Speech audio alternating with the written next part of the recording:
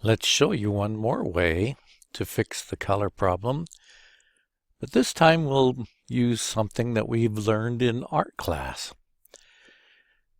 Photoshop has a way of averaging all the color pixels in an image, and we're going to use that and then use its opposite color to neutralize this color cast.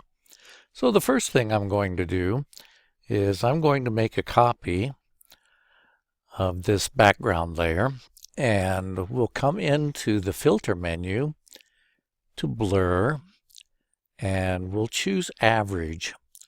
And so this is the average of all the colors in that image. The next thing that we'll do is we'll come into the image menu, adjustments, and invert, or Command I, Control I on a PC. And we will take this from normal mode down to color mode. Then let's take the opacity of this layer and make it 50%.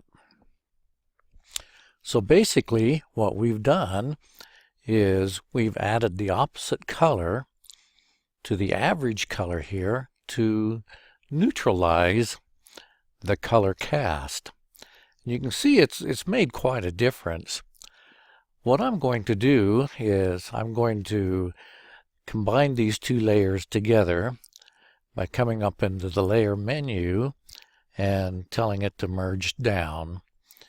And then the next thing that I will do is I'll come into the image menu and do auto tone, and bang, look at that. What an amazing difference that makes. Typically on these older photos, they lose some of their color saturation, and so I'm going to add a hue and saturation adjustments layer, and I'm just going to bring up the saturation a little bit, actually quite a ways for this image, and there we have it. So that's quite a change from our original down to what we ended up with just using a little bit of color theory.